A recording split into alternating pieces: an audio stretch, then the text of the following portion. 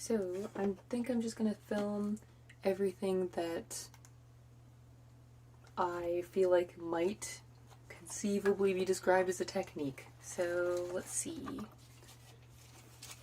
think I'll start with the rainbow, because I think that I feel like I've seen some people do the rainbow so that, I'm just gonna do it on myself, so that they start with a brush like this and then they turn it so that the brush, once it gets around the temple and down to the cheek, is still just like a full even sweep of a rainbow. I like to do it, I think that it looks a little bit more profesh and you don't have to cover up this end of the rainbow, so it's a little bit faster if you want to like just leave that end of the rainbow blank. If I get my rainbow,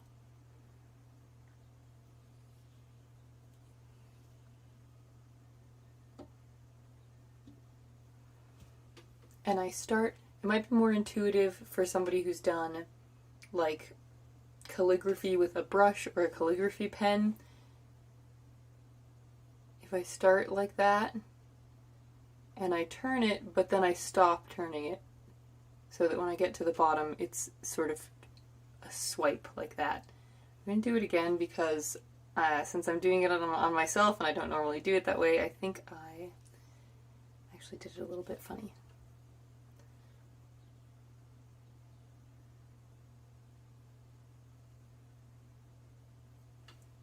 Kind of like that. Maybe a little bit better. I think it's easier to do, for at least because I have more experience doing it on somebody else. It looks better when I do it on somebody else, but that is the gist of it. I think that makes it look a little bit more profesh. And if I find, and then when I do the heart, I feel like the heart is kind of an important one to do with like some measure of technique. I feel like the important thing with a heart for me is to use this, is that focusing? This sort of flat, round paddle brush. I think I used to, when I started out, I was outlining the heart. I was just doing like, you know, like an outline with a brush like this, and then filling it in with any old bigger brush, but I think it's a lot easier and faster if I just do this.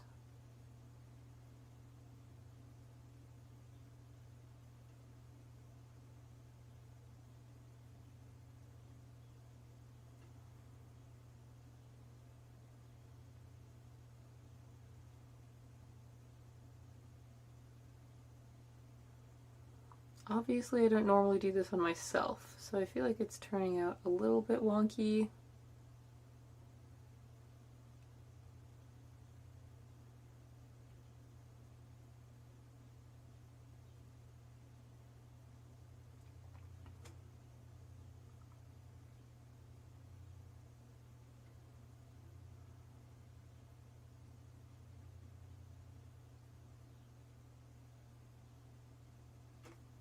And I can just round it out without like, and you know, since the brush is already round, it's easier than if it weren't. What else? Maybe flowers. Flowers are hard.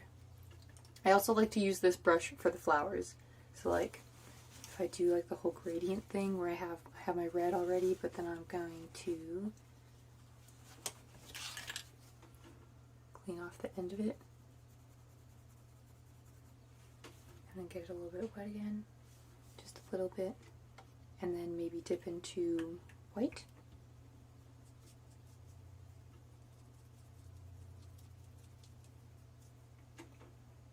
So now I have like white on the end,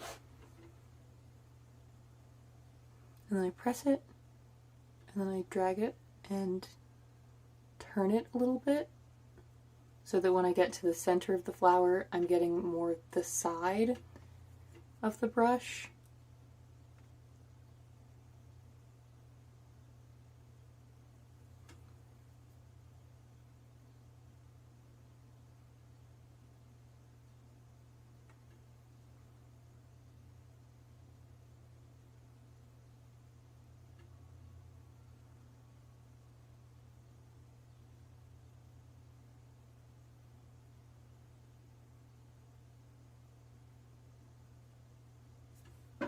And then, again, a little wonky since I'm doing it on myself, but oh well.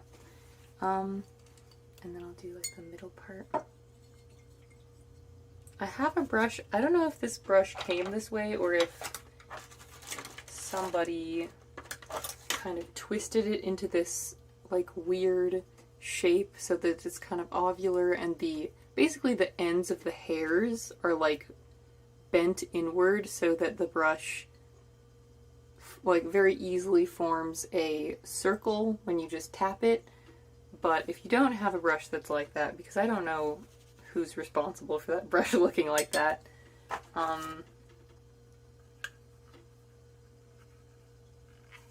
okay.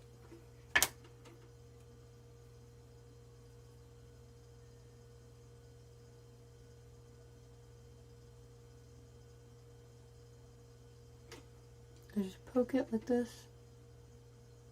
and then work it around like that. That's pretty good circle.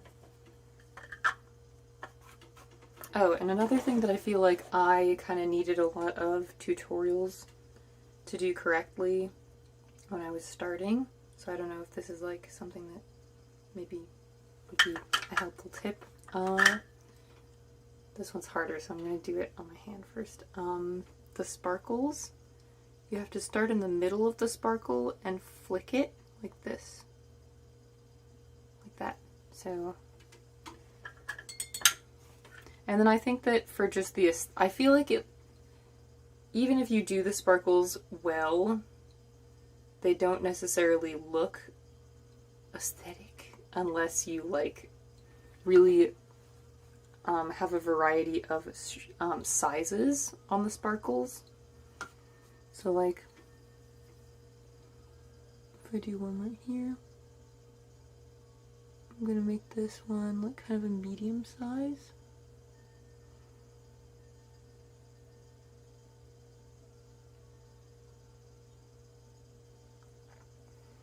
Like that. That's like kind of a medium sized one, I think. But then if they all were that size, I think that looks a little boring. So you have to do like,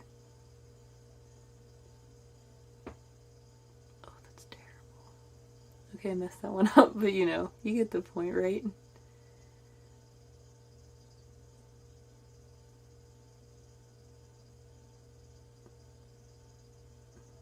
Like that, kind of a variety of sizes.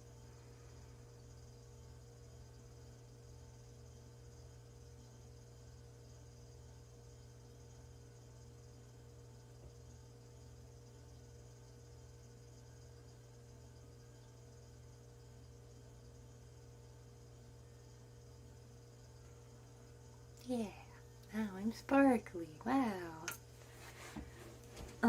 Let's see. Let me just show you this brush. I don't know, again, I don't know where this came from, but he's all like, he's all bendy.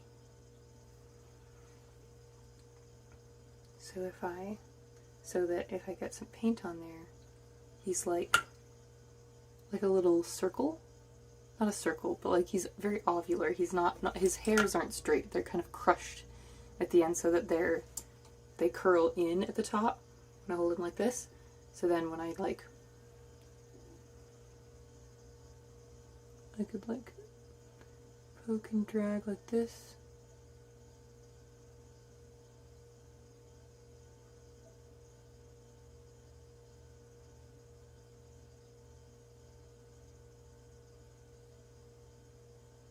And then they're just circles on the ends where I started.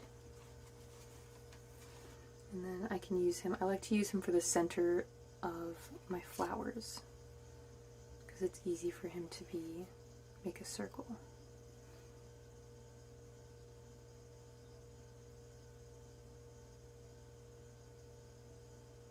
You know, I didn't start out planning for that to be a flower, so it's a little crazy looking, but that's the gist. Let's see, anything else? I think that if you are struggling if you have a face paint that you are struggling to get to look good, and it's not like an issue of like your rendering or your execution, as far as you can tell, I think that it's a good idea to play around with trying to add outlines where there were none before. Like, if I decided that that flower looked kind of boring, say, I could like outline it and see if I liked it better that way. Or highlight it, do like some white highlights. I'll try that first.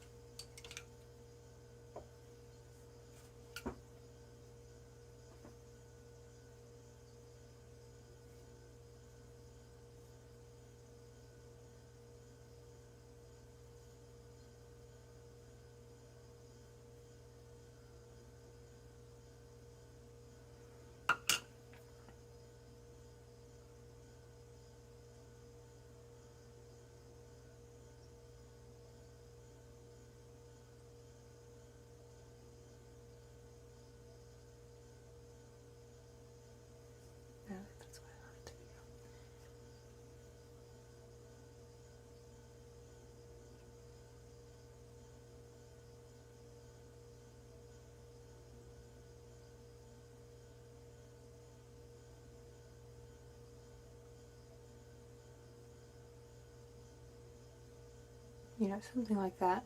I'm having trouble seeing that. Something like that, or if I decided that I wanted to outline it, I might play around with that. I'm gonna look in the mirror this time.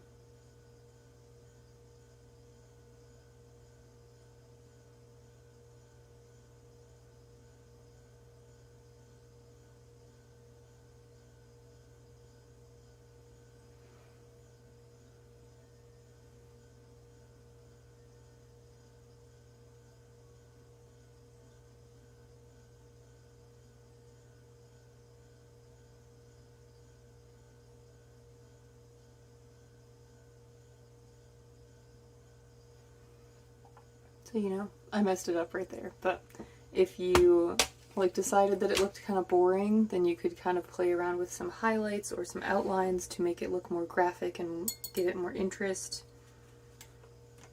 What else? I realized that a good example of what I was just talking about was the ladybugs that I do. The picture that I have on my paper sheet thing, my demonstrative pictures, does not have an outline on the ladybugs, but I think that they look a lot better if they do have an outline. So I do a red circle on some part of my face that doesn't already have makeup. Why not make the acne worse? That's fine. So I do a red circle.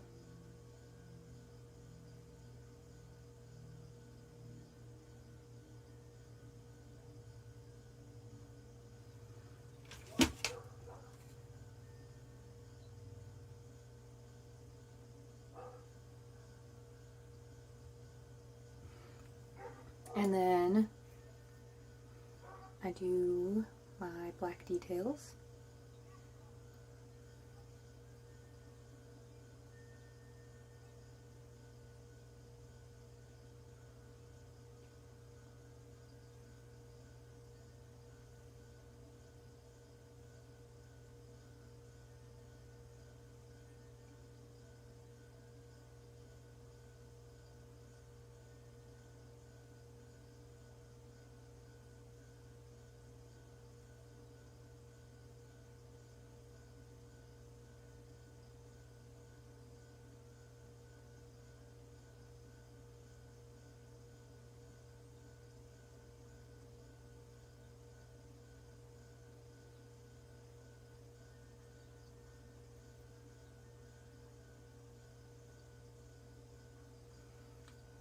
And then I feel like once it's done, and it looks like that, it looks a little bit boring to my eye. So I like to add a circle.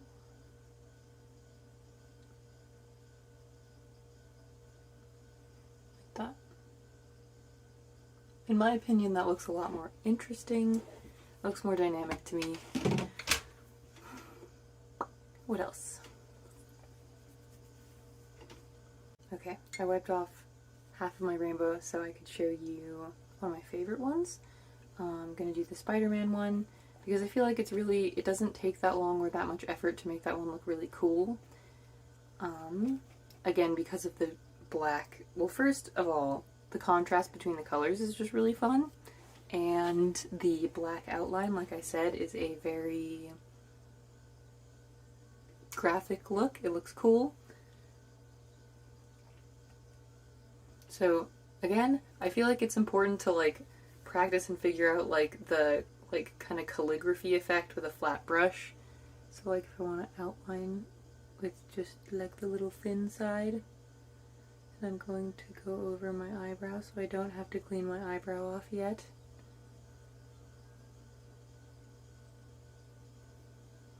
Even though normally I would probably cut right through the eyebrow. Maybe. Depends on how old the kid is and how big their face is, how much space I have to work with.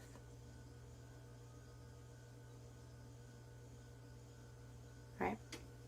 I think I'm being a little bit too precise. I need to go faster.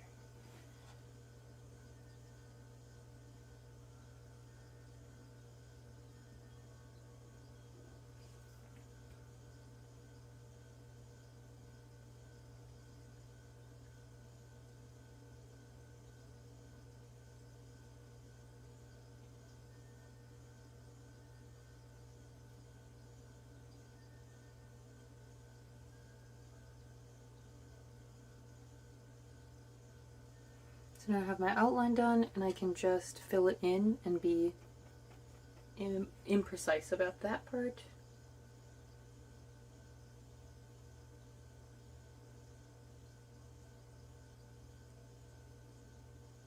Recently I had a party where a kid sat down and wanted some face paint, and I hadn't realized that he wanted face paint previously, so I was about to get up and go move on, and I was a little bit behind, and the parents were all kind of like, for some reason, like congregating around me at that point. And so this kid sat down and I was like, oh, the parents are all watching me. I'm gonna like take too long and feel embarrassed in front of all these adults. And then I did the Spider-Man paint on him in like, I swear it was like 20 seconds. I don't know how I did that. People were commenting on it. They were not impressed necessarily, but as amazed, as taken aback as I was, shocked, flabbergasted, that I had actually been succinct.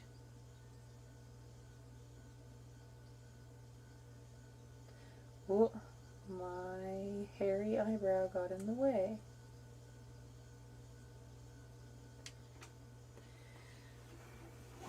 Okay. Cool. Now we're gonna do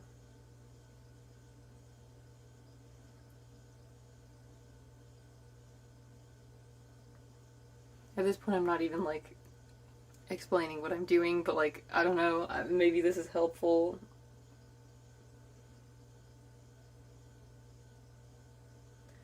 I'm not entirely certain of what qualifies as like a helpful technique, so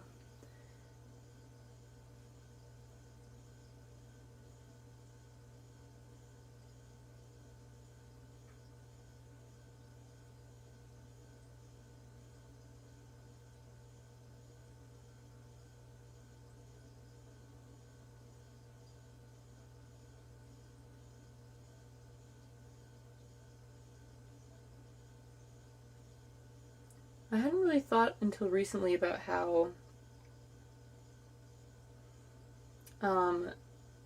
I kind of assumed that, like, having some experience with painting would be useful for learning how to face paint, but I hadn't really considered until recently that, like, calligraphy is probably where I've picked up some, like, just kind of conceptual familiarity with like manipulating some, a tool, an art tool with like, different,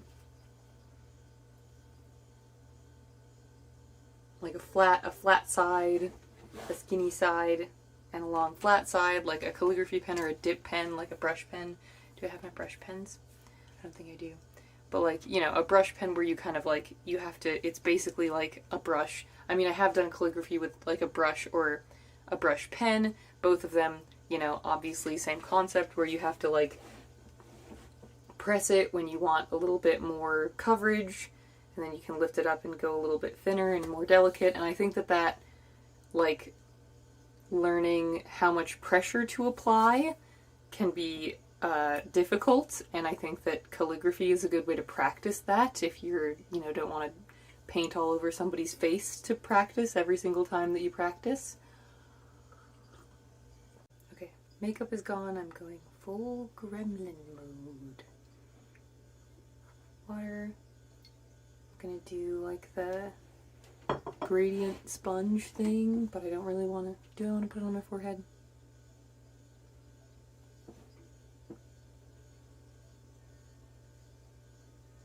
Sure.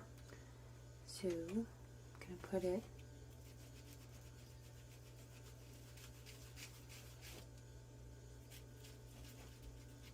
gonna pick up dark blue, then some light blue,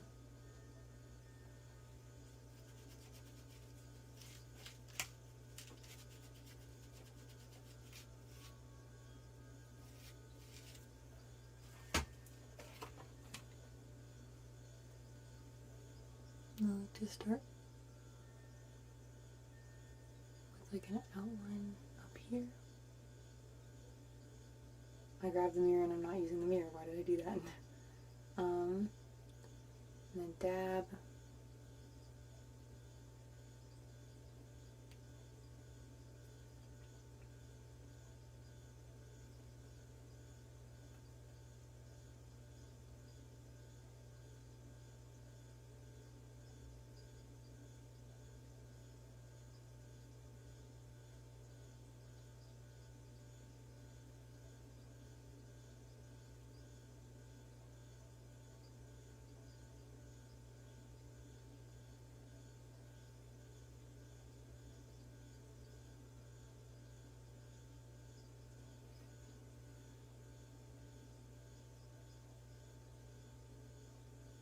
So like that, kind of a gradient.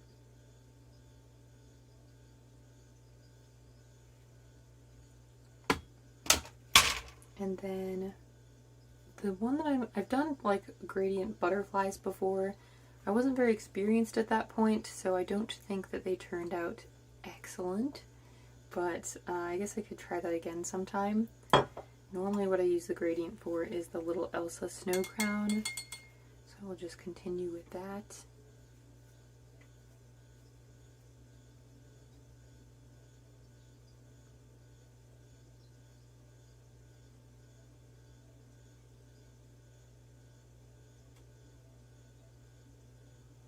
I think it's really important with this one to wait until the blue dries. So sometimes I talk to the kid until the blue seems like it's dry, or I just do the little swirlies on the side like this. And take a little extra time on that. Or I ask them which color glitter they want at the end when I put glitter on the snowflake.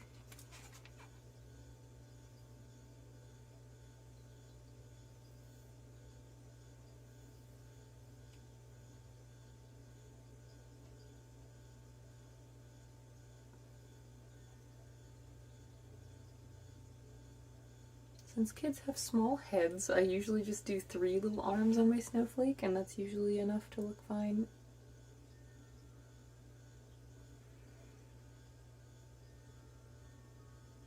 It might look a little sparse on my big adult head, but we'll see.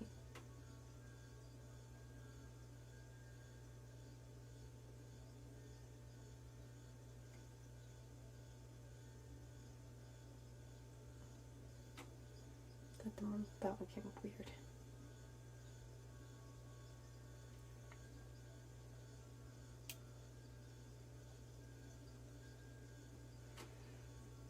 And then I just don't apply too much pressure when I do the little spikes, so they're skinnier than the arms.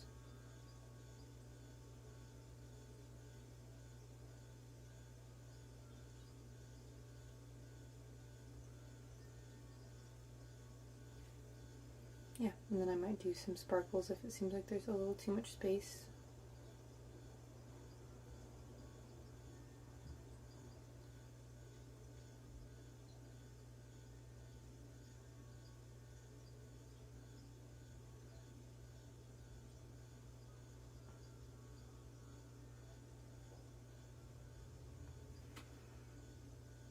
Yeah, and then I put sparkles inside of there and right here, so it doesn't matter that much if it's not perfect.